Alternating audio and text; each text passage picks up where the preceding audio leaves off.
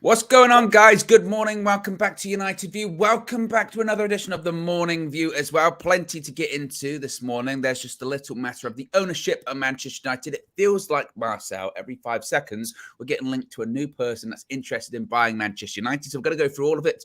We're going to talk this morning about possible Saudi interest in purchasing the club from the Glazers. Ed Woodward, somehow he hath returned, Marcel. There are rumours linking Woodward back when it comes to this possible takeover situation at United. Talk about that. Talk about the rumours about Apple. For a hot second there, it looked like Apple maybe might be interested. Then suddenly, bang, that rumour's gone. We've got the latest news on Apple not being interested. We're going to talk as well just about a bidding war in general when it comes to United, because it feels like moving forward over the next few months, there's going to be so many people with throwing their names in the hats. Consortiums, we're not interested. It's rumours. It's not true. So we're going to talk about all of that. Got to talk a little bit about the World Cup too. You've got to, of course, England play the USA today in their second group stage game. Going to talk yesterday's action. Bruno Fernandes, 2 assists on his 50th appearance for Portugal. And as I mentioned, we're going to preview all of the day's game. So plenty to get into. Be sure to smash a like on the like button. Be sure to subscribe, bottom right-hand corner. Joined by Marcel this morning. Marcel, how are you? What have you had for breakfast? Morning. Nothing at the moment. Nothing. I've just had some water and a couple of fruits. Nothing heavy anyway, but it's been all right. It's been a relaxed day. I'm feeling confident about the England results. We're going to be watching that together. So looking forward to that today. And subscribing a little bit to this excitement, regarding the takeover, a potential takeover, which I don't think will happen anytime soon. I think, we were just speaking off air, obviously, summer is the time that we're looking at. If that's anything to do, that's going to happen. But overall, some of the biggest news today regarding Man United, obviously, Cristiano Ronaldo leaving. Good news happened within the last few days or since we've last spoken. And a potential takeover, the Glazers leaving. This is very, very good news right now. I can't believe you haven't had anything for breakfast. Last time on Monday, it was a fry-up and a Red Bull, also known as the breakfast of champions. That's what makes Marcel, that gives Marcel his energy. That's the DNA, that's the makeup. But no breakfast today. It's a shame. Nothing. Let's start off. Let's talk about this Saudi interest in Manchester United. Now, this comes from an interview yesterday from Saudi Arabia's sports minister, who has said that its government would, quote, definitely support private sector Saudi bids for Manchester United and Liverpool, because of course you have to remember too, Liverpool are up for sale at the moment too. 2 of the top 6 currently up for sale. It's a pretty unprecedented situation. As I mentioned, the owners of both Premier League clubs are exploring potential sales. Now, this is where it gets quite murky and quite strange, because Newcastle, of course, already has Saudi Arabian owners after a takeover backed by the Saudi Public Investment Fund was completed in October last year. Now, I am going to butcher this pronunciation, Marcel, so apologies in advance. But Prince Abdulaziz bin Turki Al Faisal, not bad, said there was a lot of interest and appetite in United and Liverpool. In an interview he did with BBC Sports, he said, quote, "From the private sector, I can't speak on their behalf, but there is a lot of appetite, interest and appetite, and there is a lot of passion about football. It's the most watched league in Saudi, and the region, you have a lot of fans of the Premier League. We will definitely support it if any Saudi private sector comes in, because we know that's going to reflect positively on sports within the kingdom. But if there's an investor willing to do so and the numbers add up, why not?"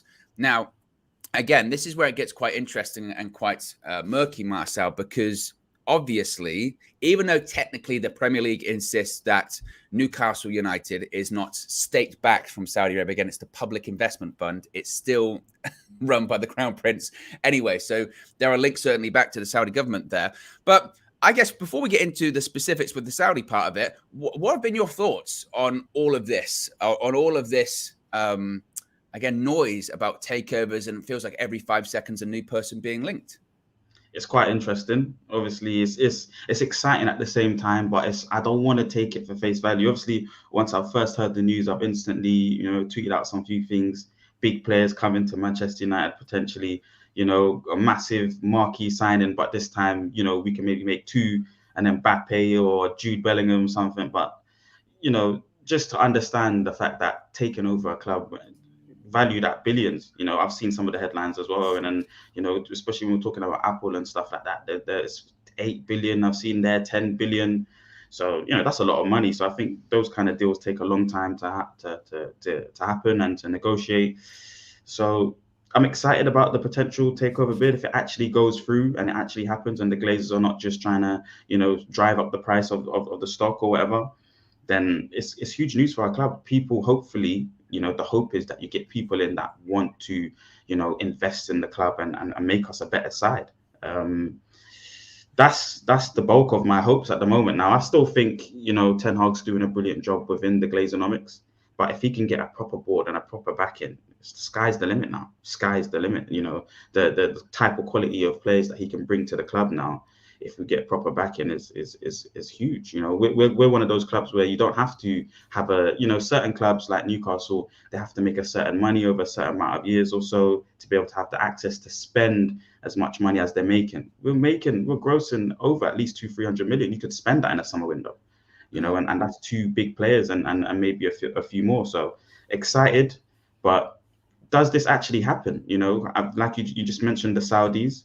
They're people right now that are investing in Newcastle and invest. Hopefully, let's see what they do to the community and the structure. Because if you want investment, it has to be more than just the first team and the 11. We want the infrastructure of the club, the women's team, the community around Manchester as well. So it's going to be a big project. It's not something that would take 2 seconds to do. It's got to be over a long period of time. So when I was thinking about it, I think there's so much, and it's quite interesting to see the direction that we could possibly be going in if things do work out the way that we'd want them to.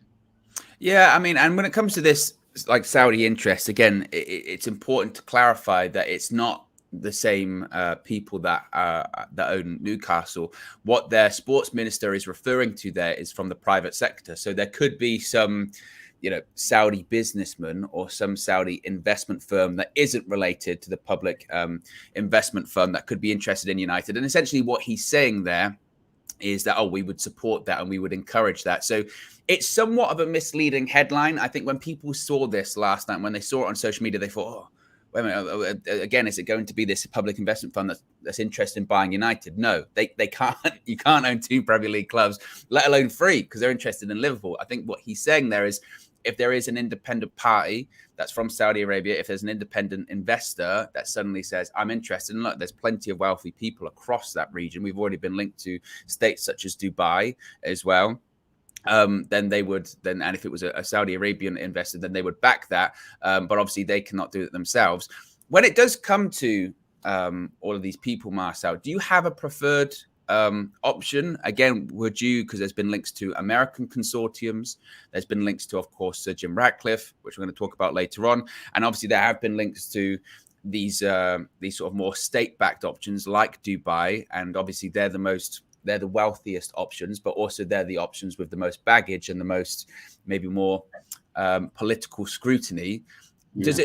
I've said previously that I don't think, necessarily for me, I don't really care about geographic location. I don't really care about wealth to an extent, because Manchester United makes a lot of money anyway. With the Glazers not putting any money into the club for over a decade, we've still been able to do transfer windows like we did this summer, where we spend 200 million because the club generates that kind of money itself.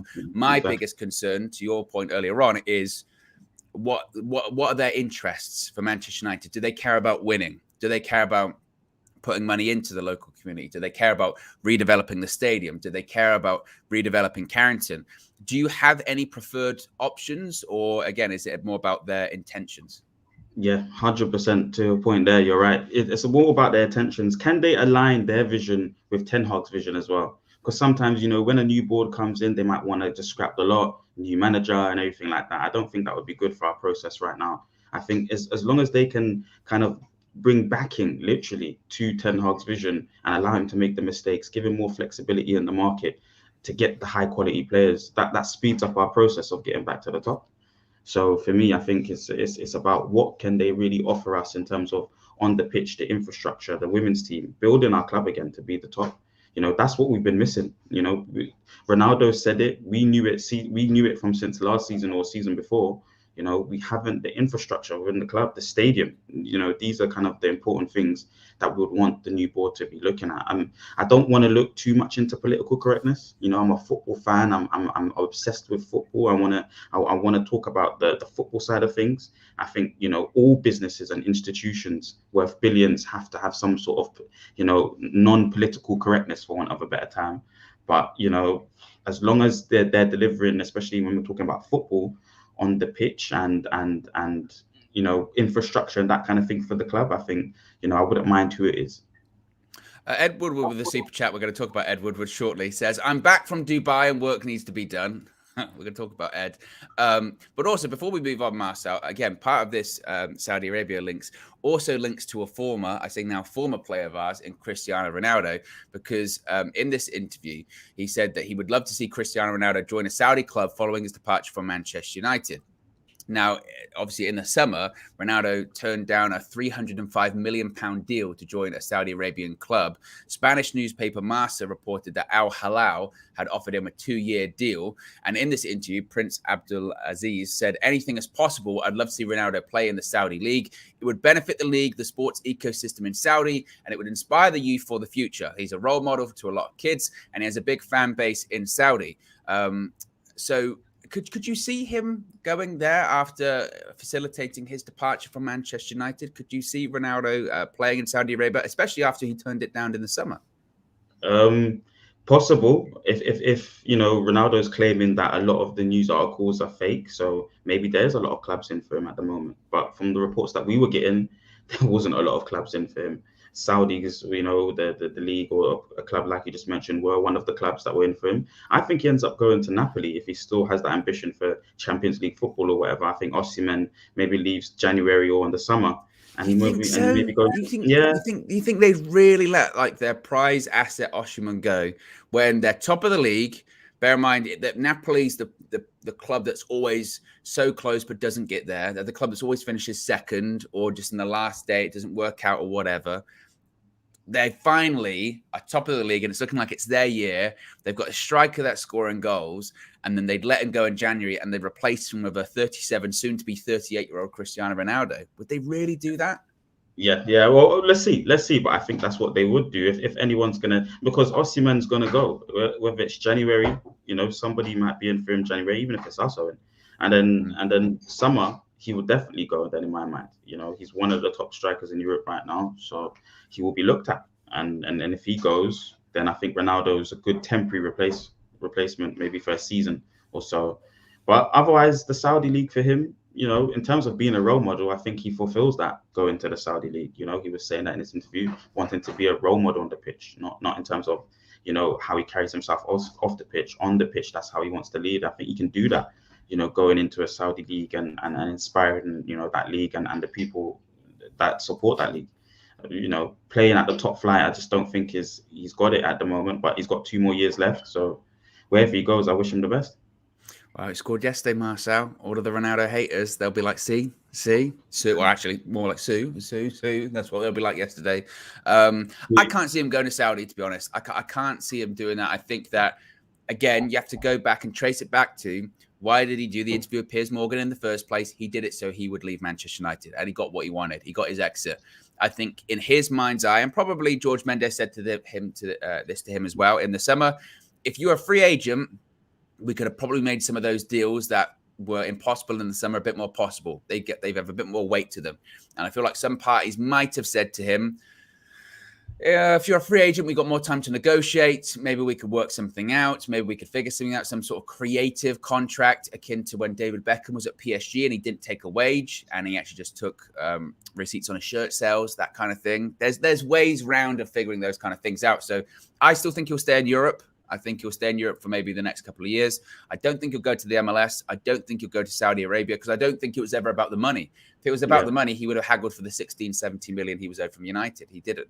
So I can't say definitively a club, but I do think, in fairness to him, like we said, there weren't really offers on the table in the summer. That's factual.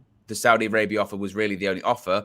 But I do think there might have been interested parties, as it were, that said, well, it's quite difficult to do. Maybe we'll revisit it in the summer.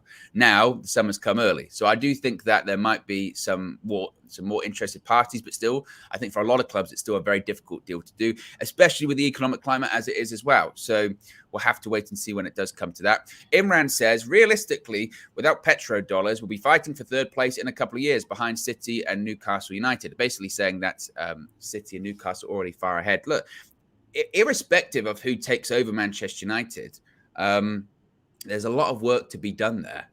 There really is a lot of work. It's not as simple as whoever comes in, they've got a lot of money, we're back immediately. That won't happen. It won't happen overnight. And when it comes to the facilities, and this is why it is going to be really interesting to see when they start to whittle it down, Marcel, who is in that fray to purchase the club. Because one, the Glazers want a world record fee, so they want something. Well, they want more than £4 billion pounds or dollars, whatever it was, which was the Denver Broncos. That was the world record fee for a sports franchise. And obviously, Manchester United is far bigger than the Denver Broncos. So in the mind's eyes of the Glazers, they go, well, we could ask for double.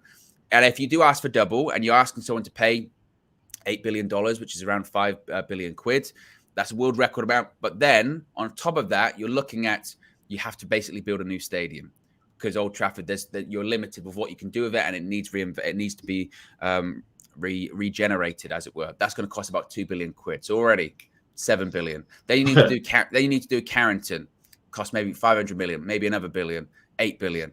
So it will get into astronomical figures. And to my point here, that isn't going to happen overnight. And during this period of time, that's when you might start to see, like, again, City, especially Newcastle, start to rise. And it's going to be challenging for whoever purchases the club. Yep. But, with a manager that we have, he's got a foundation and a structure. I think, he's been able to bring through a couple of the youth players. So you're looking at that and hoping that he can look to the youth team. He says that he needs a few more. So let's see if a couple more can come and take on the challenge this season.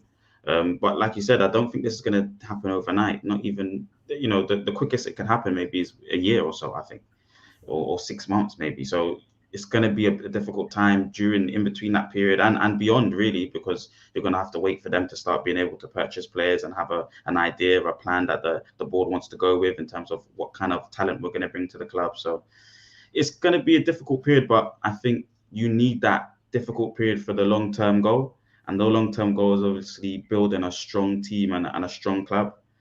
I think this is good news. Finally, you got somebody investing within the club, hopefully, not taking out. I think they're going to want, dividends, or they're going to want return on their investment at some stage. But as long as initially and they have a plan to be able to invest and add to the club instead of taking away, then I think that period of difficulty won't be that long.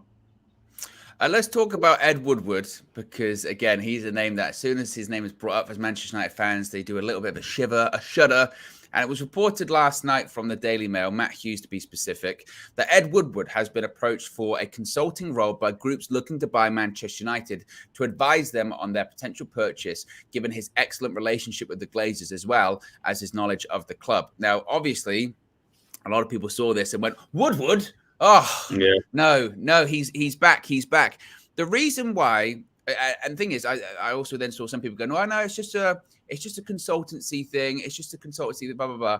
The concern is Ed Woodward found his way into Manchester United in the initial purchase of the club by Malcolm Glazer back in 2004, 2005. Because he's got a banking background, and he advised him throughout that process. And when he advised him throughout that process, once Malcolm Glazer completed his purchase of the club, suddenly Ed Woodward had a role at Manchester United and a position. And eventually he worked all of his way up to the CEO of the club. Now, I'm not saying that this is an entrance point for him to be back into the club, but at the same time, Marcel, isn't it just a case of already for any potential owners or people that are taking over, you would just say, no, just keep this guy away from anything to do with United? Stinks of the Super League kind of behavior. Him anywhere around the club reminds me of obviously us trying to just sell ourselves just for, astronomical amounts of money when we should be acting as a club and be in the spirit of competition. So I don't know. He needs to be away from the club. But if he's gonna drive up the price, I think he trusts the. That no wonder it's risen to 8 billion and 10 billion and all these kind of astronomical numbers, because this is what this man does. So credit to Well, and him. also as well, in fairness to, and I can understand, truly, all jokes aside, I can understand why possible consortiums or people that are doing their due diligence on United at the moment would maybe approach Ed Woodward, because one, he does know the current state of things at the club. He really can see underneath the bonnet, as it were, and knows the actual inner workings. And two, he is very close with the Glazer family. So I guess from almost a political point of view, and part of this whole process of trying to be the preferred bidder is very political. It is who you know. They might be like, well, if we can make friends with Ed, then he'll put in a good word with Joe and Avram, and maybe we'll be the preferred bidder, right? But at the same time, as a United fan, it just makes you feel very uncomfortable. Yeah, exactly that. Exactly that. This man, you don't want him anywhere around the club right now. But like you said, it's that relationship with the Glazers, Owen. It's that relationship with the Glazers that he already has struck up. And if you're talking about anyone that was to make money for the Glazers, he's been the best man for that. So why wouldn't you call him back in? It just stinks of complete mismanagement for many years. It reminds us of the mismanagement of this club off the pitch. Off the pitch matters as well, even in terms of infrastructure anyway. Because in terms of bringing in sponsorship, money coming in, he's been good. But, he's mismanaged the whole club, even on the pitch, bringing in players that just didn't fit the club. It's just been poor. So to have him back is horrible. And something makes me very uncomfortable, the idea of, again, if Ed Woodward got consulted, and because of his relationship with the Glazers and because of his understanding of United's sort of financial situation, that consortium or that owner or that backer becomes the preferred bidder to the Glazers, and they purchase the club, and then Ed Woodward gets a little bit of a fee for helping facilitate that. Broker Edward, that Ed Woodward, that makes me feel very uncomfortable. You know what I mean? Because he's already made a load of money off Manchester United anyway, and he's already helped the ownership, the current owners of Manchester United, take so much money out of the club and profit off the club for a decade or longer, that he was actually involved in that process. As I mentioned, he came in when Malcolm Glazer purchased the club. The idea that then he would profit off the sale of the club as well, and he'd get a bit of a kickback from that, I don't know. That makes me feel very uncomfortable and actually quite pissed off, to be honest. Yeah, he's one of the worst parts of the club over the last few years, man. A decade or so for sure. And the quicker that he's gone, the better. There's a lot of during the summer we were talking about infrastructure, the board needing to be replaced and changed, and we were happy about those things. So for him to come back, it seems like we're going backwards a little bit. Well, also as well, him as in an advisory role, he'd be like, "Oh yeah, I'll put in a good word for you, but by the way, you're going to have to put in money into the stadium and the training ground, because when I was there, I did sweet F all with it. I didn't pressure the owners. I've got this great relationship with them. I've got this great relationship with the Glazer family. I was the CEO for like a decade. But during that period of time, not once did I go to them, need more money in the stadium, or we need more money in the training ground. No, I was busy doing interviews saying, we've got a blank checkbook. We can buy whoever we want. And we did. We did buy whoever we want. And it didn't do anything because the club was horribly managed. And I know that the Glazers are really the albatross around the neck, and it's difficult to do stuff and operate when they're the owners. But at the same time, he's no saint. So he can advise these people about, oh, Joel likes this and Avram likes this and the club's looking like this. But at the same time, look who you're getting your information from. You're getting your information from a guy that during his tenureship as the CEO, United failed massively. Oh, but they made money in terms of sponsorships. And again, if that is something that the owners are looking for, the new owners are looking for, oh, this guy, this is how you make money at Manchester United. This is how you get good sponsors at Manchester United. It goes back to our original point. Do they have the best interests in mind for the club? If it's once again about what sponsors can we get? Who can we get on our arms? Who can we get on our shirts? Who can we get on our training kits? Isn't it about winning? We have to hope that that's not the case. I think, and they have to look into the fan base. They have to look at the people that support this club. And they will know that how we've suffered over the last decade or so with the type of people that have been running the club, man. I think I'm hoping that the new board won't be like that at all. And I don't think they would be, considering how we've been trying to drive these Glazers out for how long now. So I think they would know that the club needs to be run properly. They would look at the competition just down the road and look at the models that are being built in with Newcastle. Spurs are starting to revamp their whole club, you know that you need to change and you need to invest if you're going to win anything. The big prizes in this league, you need to be able to invest. You need to have a structure, a plan, a goal, targets. So if you're just coming in here and you're just going to spend however similar and not get football people in, football people is so important. It's funny that they're going to go to Ed Woodward, a non-football person, to get a valuation of the club. It doesn't make any sense, but we'll see what happens in the future. Ed says, to be fair, Woodward also knows where all of the bodies are buried, so to speak. They probably think they can use him to leverage a more financially feasible deal. And yeah, ultimately, that is why he's being consulted or being reached out to by all of these prospective owners, because he does, again, have a good relationship with the owners. And also, he does have extensive knowledge on the club and how they've operated at the moment. But at the same time, I don't know. I would be very cautious with him. You know what I mean? You've got to be very cautious because he has all of this knowledge, but at the same time, he has this knowledge because he was in a role for a decade in which he failed. So how good can he be? Let's talk about Apple, because this was the story of yesterday, Marcel. This was a story yesterday about Apple being interested in purchasing Manchester United. And a lot of people got very excited. Flex did a video on this yesterday outside one of the stadiums there in Qatar. He gave his thoughts on Apple purchasing United. So be sure to check that out on the channel. And be sure to smash a like on the like button, as always, guys. Subscribe, bottom right-hand corner too. And the story yesterday, I think, started off in the Mirror. And then Samuel Luckhurst picked up from the Manchester Evening News. And then Sky Sports were talking about it, Carve Solocol. And it felt very fantastical, didn't it? It felt very fantastical and surprising. It's completely atypical for the technology giants. Apple, they don't get involved in sports franchises. They are worth $2 trillion, not billion, trillion.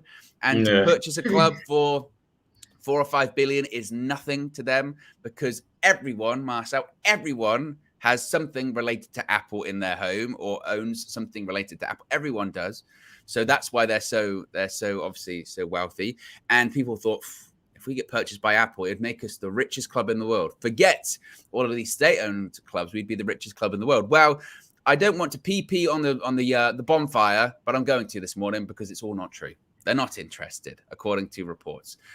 It was reported yesterday by an account called MacRumours.com, which you might think, well, MacRumours.com, what are you doing? Get off Twitter. Well, MacRumours.com has 1.1 million followers and are very reputable in their space. And Joe Rossignol, who is a senior reporter for MacRumours and obviously tweets about all things Apple and clearly has very, very high sources within the company, which again, Apple, ginormous company, one of the biggest companies in the world, says, quote, I have it on good authority that Apple is not planning to purchase Manchester United. For all Man United fans landing on my profile today, I'm an Apple reporter, not a sports reporter. Feel free to roast me if you don't believe me, but I have it on very good authority that Apple is not planning to buy the club. Sorry to ruin the fun. So again, whilst it could have been amazing and whilst we got very excited for a second, it looks like it's not going to happen. What did you make of the Apple rumors yesterday, though? Did you get excited? Did you start thinking about Old Trafford being turned into this sort of Apple paradise? Forget screens. We'd have IMAX everywhere. It would be amazing. What were your thoughts on the Apple situation? Interesting. I mean, having Apple Max, free Apple Max handed out or something every I don't know what was going on in the stadium, but it would be, and hopefully they'll build a new ground and all of that. But a massive conglomerate, a massive business. I just don't think that would marginalize them a little bit now. Because what about their Apple using Barcelona fans and these fans? They might have something maybe on the app that is specific for Man United fans, or the Man United app comes free on the phone or something creative like that. But I don't know. It maybe it's too good to be true. I've seen obviously Facebook and Amazon as well. True. Yeah. It's not going to happen. Yeah, so I'd obviously seen Facebook and Amazon as well, and I'm looking at these businesses thinking, I doubt it would be way too good to be true. But I did think the possibility was there. I mean, we're one of the biggest clubs in the world, so if there was any club ever going to be part of a massive takeover, it would be Man United. Liverpool, I haven't heard any rumors about Liverpool. Any right now. Man United has been been reported up for how long? And I'm hearing, Apple, Facebook, all of this. I didn't hear anything about Liverpool. So, Well, yeah, and apparently that's part of it too, isn't it? Of why they got put up for sale in the first place, or the timing by the Glazers, certainly. There's a variety of factors, but one was they saw Liverpool being put up for sale and they thought, well, actually, one of the people that might be interested in buying them would be more interested in buying us. And we don't want to lose out on that money. So we'll put it up now. And I think, to your point, Liverpool are probably thinking, oh, everyone's focused now on United, because United is, you people, the Liverpool fans, be like, no, it's true. But United is factually a bigger club in terms of global reach and in terms of potential, not only to win things, but make money, revenue sources. It's next level. And Manchester United, make no mistake, despite how badly we've been run for 17 years, and despite the fact we haven't won a Premier League title for 10 and we haven't won a trophy for 5 years, it's still a massively prized asset, and an asset that major wealthy people around the world really would want. The fact that we're even being linked to company like Apple and Amazon and Facebook, whatever, goes to show the stature of the club. But I do think this is a good example of what this whole process is going to be like, Marcel. I think we'll see it today. We'll see it tomorrow. We'll see it the next day. We'll see it every single day until there's a preferred bidder, or the fact that we're actually sold. We are going to be linked to every single wealthy person on the planet. We already have been, nearly. Like you said, Apple, Facebook, Amazon. We've been linked to Zara, the guy that owns the clothing line. We've been linked to everything.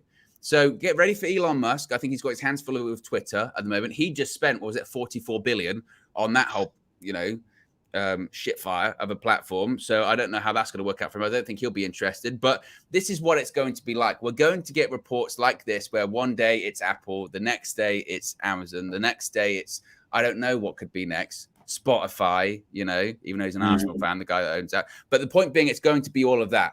So I guess it's just kind of par for the course. Don't get too carried away, but I guess also at the same time, try and enjoy the ride, right?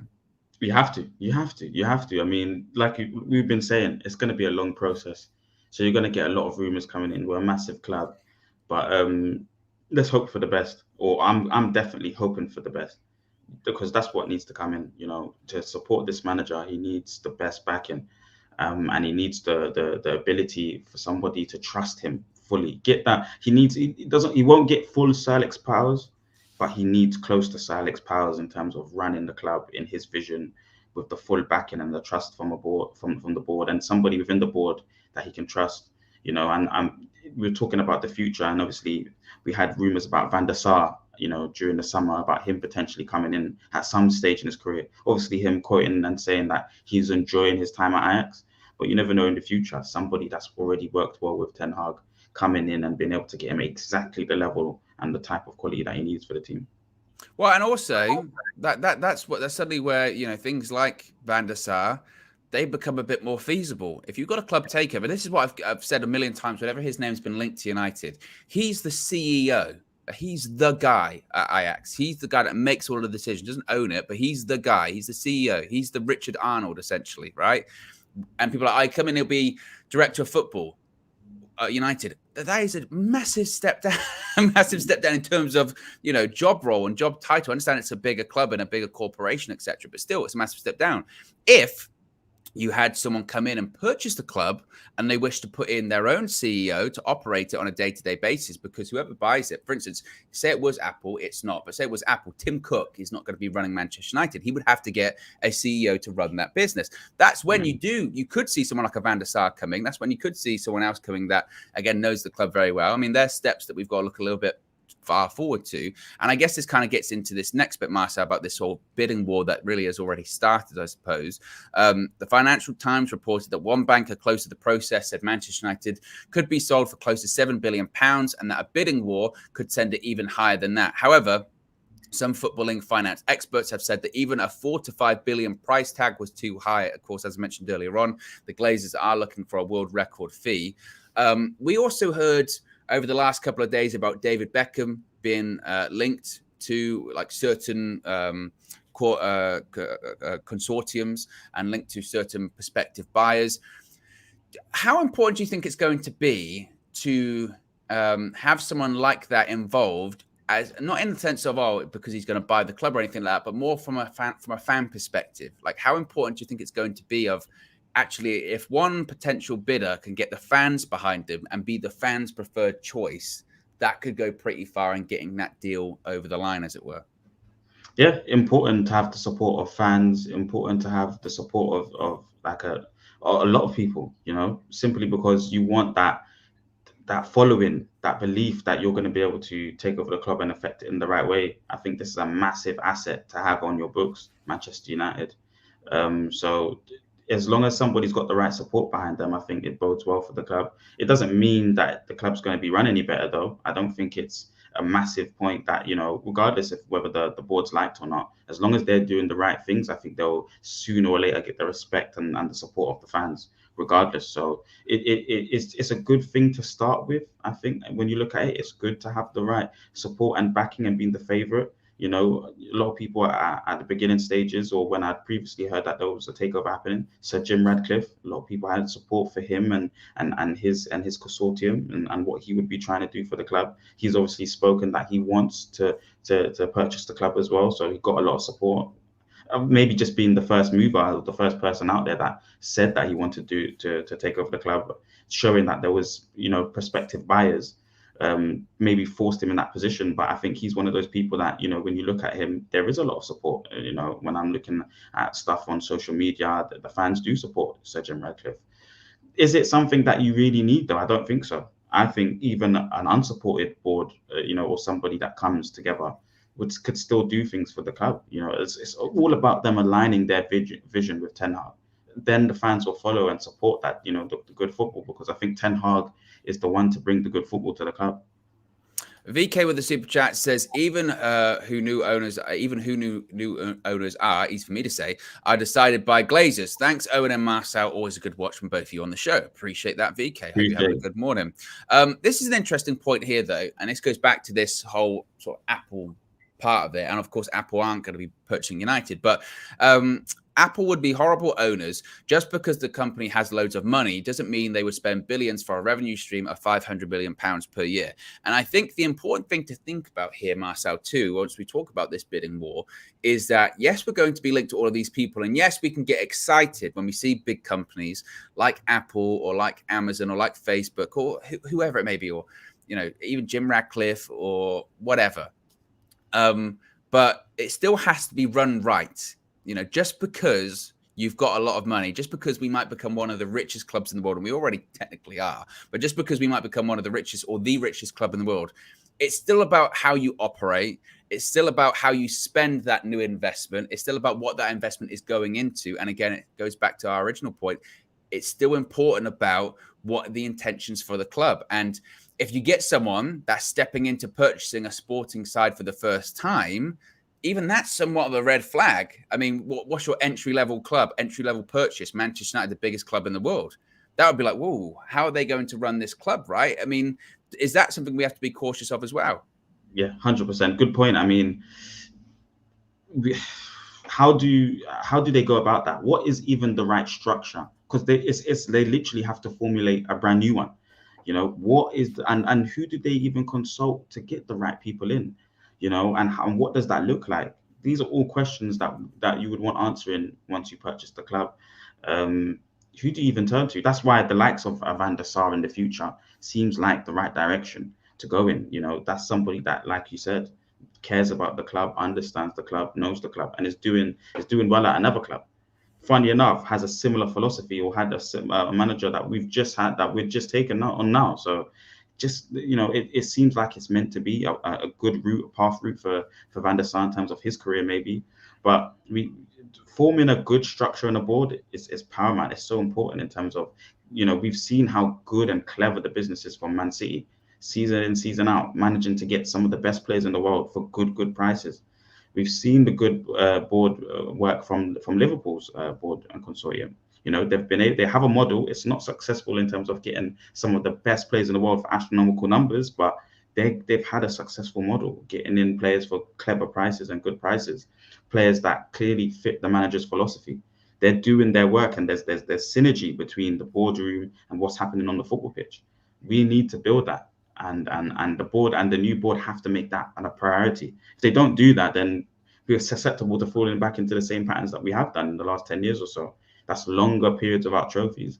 So I think they'll look at it. I think they'll assess it properly, and I think Ten Hag's got to be a key part. He's got to have a key say in those decisions and that process, because he's penultimately the one that's going to pick the sides. He's setting the vision for the team. He's setting the foundation for the team. He will be the one to deliver trophies to.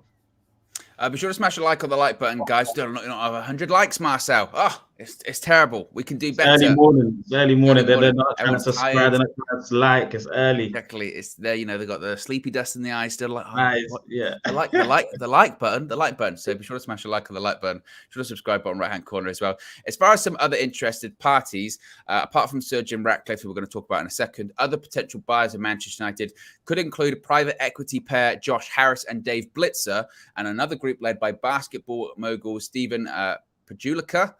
Probably pronounced that wrong, and Larry Tenenbaum as well. So there's just another names that have been thrown out. Speaking of Sir Jim Ratcliffe, though, according to Samuel Luckhurst of the Manchester Evening News, a spokesperson for Sir Jim Ratcliffe declined to comment on whether he would bid for Manchester United, but he is understood to be interested in ending the Glazers' occupation. Obviously, Jim Ratcliffe, Marcel, has been a person that's been linked to the club for a while now, said in the summer that he would be interested, but the club wasn't for sale. He wanted to take over, and then a couple months later, he kind of distanced himself, said, I like Joel and Avram, but they're really nice guys, but the club isn't for sale. Well, of course, that's now changed. The club is for sale. However, you do see some people now pushing back a little bit on Sir Jim Ratcliffe as an option, because they go, yes, while he's a United fan, yes, while he's Britain's wealthiest man, he does have other sporting entities that aren't that successful. And also, considering just the sheer amount of investment that's required at United, it's not just purchasing the club for a world record fee. In addition to that, it's, again, redeveloping the stadium, 2 billion, redeveloping Carrington, investing in the community, investing in the women's squad and the academy as well, all that kind of stuff. People are questioning, does he even have, or does Ineos, who is his company, do they even have enough money in that? And what is their track record like when it comes to these sporting franchises? So, what are your thoughts on Sir Jim Ratcliffe? I mean, was he a preferred option earlier this year because he was the only option, and now the fact that there are more, are people starting to go, well, actually, maybe there are some others we should consider? Yeah, so like I was saying before, he could have been deemed a favourite just because he was the first mover, the first person to say, look, I'll be happy to take on this. I would like to purchase the club. But yeah, you could say, and I wouldn't want to put my finger on it or say definitively right now, but you could also say that he's maybe not the best option. There's other options out there now, and people would say that there's better options out there. I don't know. I think it will be interesting to see if they has enough money for it. It's a big club. We're a big club, Owen. We're a massive club.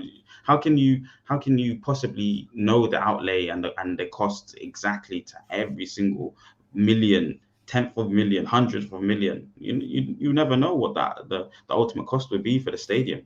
I'm pretty sure Tottenham, when they were building their stadium, their outlay was a certain amount, and then year on year ended up being a little bit more, if I can remember the report on that. So those kind of predicaments and situations could happen for us as well. So it's a difficult task, and I think each project will have to have its own period, maybe 3 years to build a stadium or 2 years to build a stadium. Then you work on a training ground. Then you work on, are we going to have to ground share? Will we be playing at Wembley? There's a lot of decisions that at boardroom level. Yeah, a bit far, wouldn't it? I know. But then what? Would you want to ground share with City for a season or two? Yeah, there's so many interesting points as at boardroom level that they have to think about. So let's see what happens. I think Sir Jim Ratcliffe, he was a good option at the beginning. He was the first one to come in. A Man United fan as well is positive. It's definitely positive, but it's a big thing to deal with. Big business that you're dealing with, changing a stadium, a ground, revamping, the women's team, the infrastructure around the club. Big deal. Yeah, and I think, again, I go back to, I think he was the preferred choice and the fans' choice earlier this year because he was the only choice earlier this year. He was the only one going public and saying, I want to buy United. I want to invest in the club with a mindset of having a full takeover. That's what he was saying. That has changed now because now that the club's officially up for sale, there's so many interested parties. And I think fans do look at these other parties that might be more financially backed, or more comparable, shall we say, financially to the likes of Man City, Newcastle, and PSG. And they go, well, maybe the only way to compete is to have them as your owners. I don't know. So I think it's going to be interesting, the Sir Jim Ratcliffe option, because it's not as popular as it was a couple of months ago. And I think people are starting to see a bit more about, again, he owns Nice. They haven't really done anything in Liga. But at the same time, it's Nice. It's not Manchester United. And he's not a Nice fan. He's a Manchester United fan. So how would that be different? I don't know. There's lots of pros and cons there. But as I mentioned, I think that what he's starting to realize now, and maybe this is why he went public so earlier this year, is he thought, I've got to be at the front of the line, because there might be some people that I just can't compete with in terms of, finances, etc. So that's going to be really interesting to see, certainly. Let's talk a little bit about the World Cup, because, of course, the World Cup continues on every single day. Let's talk about yesterday. Bruno Fernandes played for Portugal in their one of my, favorite games of the tournament so far. First half, it was an absolute washout. It was terrible, Portugal versus Ghana. But second half, it just sprung to life.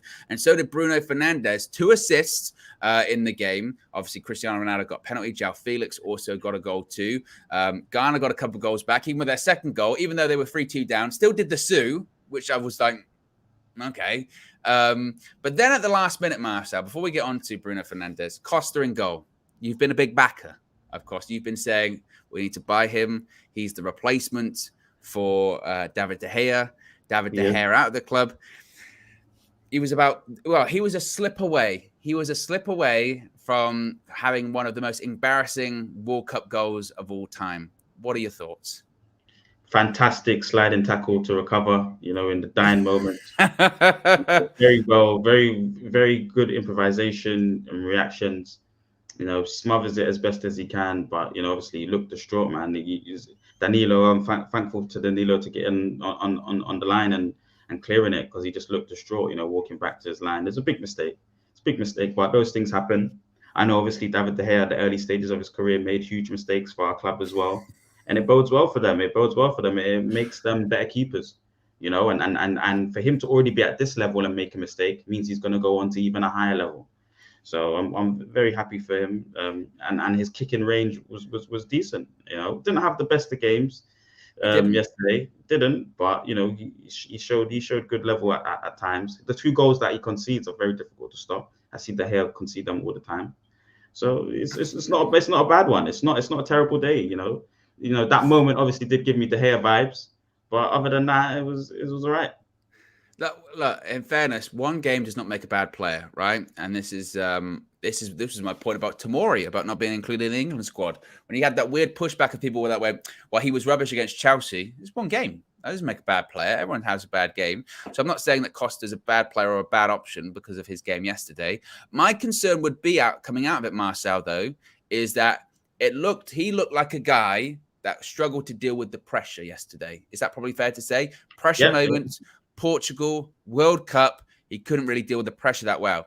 The issue is that's like playing like that every single week at Manchester United, right? You're dealing with the pressure, 78,000 fans inside the stadium, millions watching around the world, home and away. You've got to be able to deal with that pressure. Now, a young keeper, certainly, and I agree with you. I think he's an option that United should consider. But this is going to be really interesting, this World Cup, when it comes to him, I think, because we see the clips, we see the highlights, we see the occasional saves that he makes when it comes to the penalties for Porto in the Champions League. But this will probably be the first time for a lot of us that we watch a consistent string of games, the full 90 minutes with him. And that's going to be interesting to see as well. I think that from my own perspective, if David De Gea was playing for Spain and that would have happened, and it hadn't conceded or whatever, you'd have lost your mind. You'd have gone crazy and said, this is why he's got to get out of the club. He can't do anything. Mistakes last minute. We've got to cut it out, blah, blah, blah. Is that an all red flag, Marcel? Red flags are waving. Fair point. No, fair point. That's fair to say. And if this was David De Gea, I might have reacted a bit differently, because I've seen it so many times, though. That's the reason why. We haven't seen that. We haven't seen him do that. But I've seen him turn over possession almost in that fashion. To my mind, when I'm seeing it happen so many times, it almost feels like that's what David De Gea is doing now. So when I see, but he's not. It doesn't matter what he's doing. He's doing it in your mind. But last season, you can't say in my mind. Owen, he's doing hear me that. out. Hear me out. He's not doing that. No, but hear me out though. So hear me out. So last season, when I see Mahrez scored a goal against us, and I see David De Gea kick it out, and like so many times throughout the season, he would kick it long, and it automatically falls to the opposition player. He done it against Leeds, he done it against City, done it against Norwich. Like there's so many games I can remind you of where he would kick the possession and it will just go long and hopeless, and it automatically falls into the opposition's hand. They broke through and score. Mahrez scores. It's literally given a goal. Diogo here has dropped the ball, not being aware. It's perfect. It's perfect that he hasn't conceded because it now gives him that extra. Failure is a beautiful thing.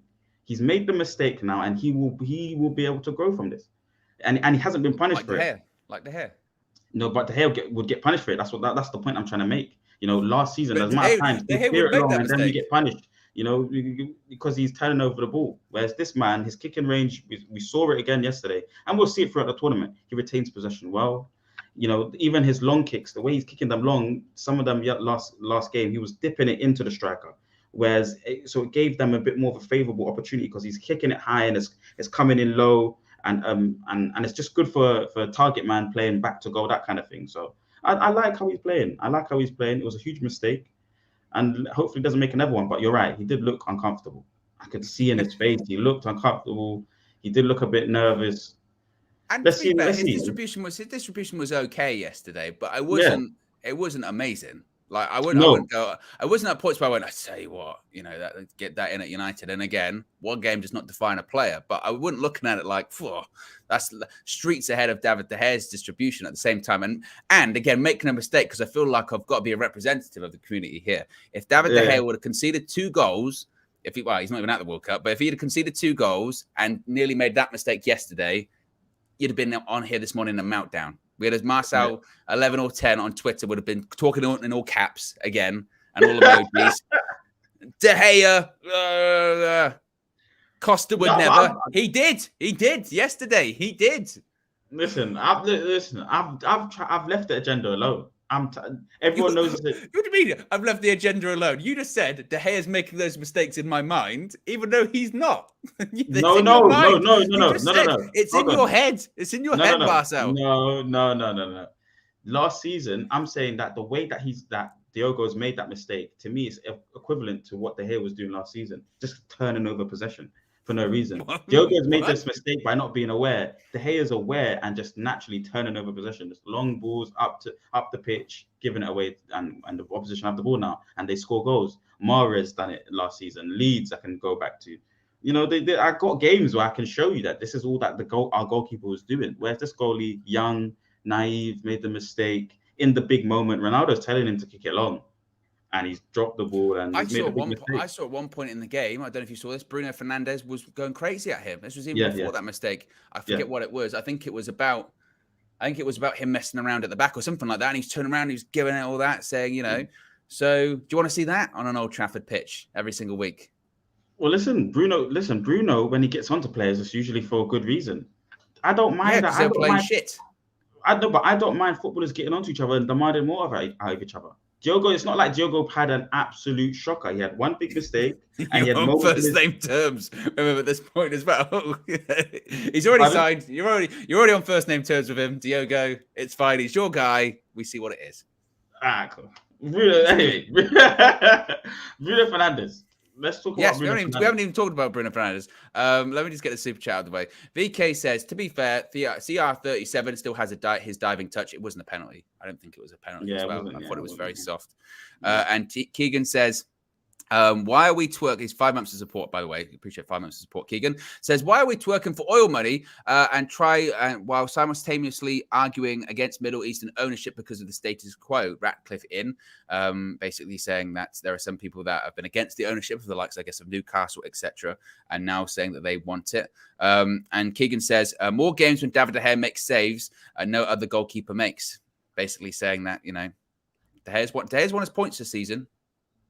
Yes, he will do that. He'll continue to do that, and all goalkeepers do that. Though all good goalkeepers win points. So Diogo Costa would do the same thing, guys. First name terms. Speaking of Bruno, yesterday though, again, that's what the topic was. 2 assists, and I saw a lot of people saying that's what happens when you play him as a 10 as opposed to on the wing. I think people are starting to get a little bit frustrated Marcel with sometimes Bruno having to play out wide for United, and that's sort of reducing his effectiveness. Don't get upset. I need to get over this, but I'm still upset with everyone. When I was telling him, oh, you guys, he's the captain. When I was telling you he's so important for the team, everyone was hating on him. Now you guys are upset. And I told you guys, we spoke to the We Talk Ajax guys, our community, we spoke to them and they let us know that this kind of thing would happen under a Ten Hag system. So why are we upset? Why? Just understand that this is what we're going through a process at Man United. At Portugal is completely different. He's fed in, João Felix was the great assist for him. Yeah, someone that Man United's looking at. And then a very well-weighted pass for Rafael Leao, someone that we was also looking at. Just bodes well. Those are the kind of players that Bruno works with. Players that want to go and score goals for the football club.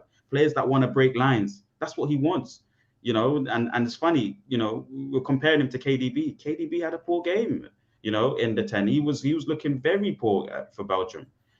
So we've got a good attacking mid, and Bruno is just, he needs players around him that want to break lines and score goals for their team, and he will find the passes, man. He's a good player. I don't know why we're upset that he's playing on the wing. It's what he has to do. It's competition for places. Ten Hag's played an absolute worldie with management of players. Having Van de Beek in there, even though he might not be better than Bruno, which he's not, but having Van de Beek in the mix in the 10, sometimes getting games, it just asks Bruno, can you increase your level when you finally do get the position again? Can you be better? Can you be better than what you are? Can you be more effective for us? And he's showing that now. He's come back into the 10 at times and playing well, and now for Portugal doing well. So I'm happy for him. Super chat from Oral Campbell, and this is my point. How much of Diego Costa have you been watching to be sure he wasn't doing the same thing De Gea did? And that's my point, is that we've got a massive sample size of De Gea, and I don't think the sample size that you have for Costa is as big. So I think it's a bit of a sweeping statement to say, he's, Costa, that's not happening every single week, Or how do you not know that what De Gea is doing bad, which you're saying, how do you know that he's not doing that every single week for Porto? I don't. So fair enough, Owen and Campbell. Fair enough, guys. That's not what I'm debating here. Or that's not why I want Diogo Costa. Diogo Costa's ground game, his ability with his feet, the ability to allow us to play higher up the pitch, is the only reason why I even want De Gea gone. I would happily have De Gea in goal for us if he was better with his feet. He's not good enough from the feet and coming off his line and commanding his box. So that's why we just need an upgrade. It's very simple, my agenda on David De Gea. It's nothing personal. It is an agenda. It is an agenda. It 100% is. I'm not that. We're weaponizing the word agenda. I love agendas. I'm full of them. I love agendas. And the De Gea situation is an agenda that I think needs to be looked at. It's something that needs to be considered. And your De Gea agenda needs to be looked at, I think, at this point. No. You can't just go, yeah, I've got a De Gea agenda, and then not have people push back.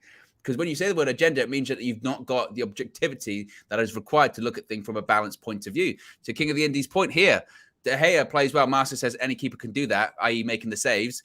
When Costa makes a mistake, one day he can be great. That's what you said. Though. It's true. That's true, though. That is true. It's not like I'm saying anything wrong. Any keeper can make some of the saves that De Gea is making at times.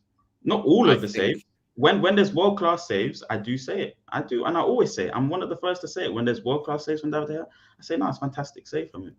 But some of the saves can be made by all goalkeepers. And some of the mistakes that I've made from the likes of Diogo Costa yesterday will improve him as a goalkeeper. Manuel Neuer makes massive mistakes. It's one of the best goalkeepers to ever do it. Yeah. He's one of the greatest goalkeepers to ever do it. So you can't get me in a hole. I'm being very honest. I've always been honest. It's gonna be clipped. The fact of I love agendas. Of course, I've got agendas. I love agendas. That's going on the soundboard for KG. Finally, as well, the last couple of minutes, England do play in the World Cup, of course, today. 7 p.m. kickoff will be live inside UVHQ at 6:30 p.m. for another match view. You feeling confident? England versus the USA? Do you think we'll get another win? Wales looked like the weakest team. We had a really good watch along. So, looking forward to people to tune in for that one as well later on today. And more goals. Goals is the thing, Owen. I'm really, when I said it against Iran, it's goals. We're looking at goals today. But USA started strong. They've got a few good players. I was mentioning the first time we spoke on Monday that, I hadn't seen much of their players, but looking at their players now, they're aggressive, they're strong, high energy, quick. Wales kicked lumps out of them a lot of the time in that game. They were getting fouled a lot, the American players. But if we're still potent up front, we're gonna score goals. And I'm looking for us to win again. I'm very, very confident coming into this tournament now after that first game, and hopefully we can build on it. USA is maybe the hardest game in the group. Yeah, I think so. I think I'm pretty confident we'll win. I wasn't blown away by the USA at all. I thought actually they were quite poor. And the fact that they got neutralized by bringing on Kiefer Moore in the second half, I think shows their quality. I spoke to Alexis. The preview's out on the channel at the moment. You can check that out. He was very confident. I know it was Thanksgiving yesterday. Maybe he'd had too much turkey too early.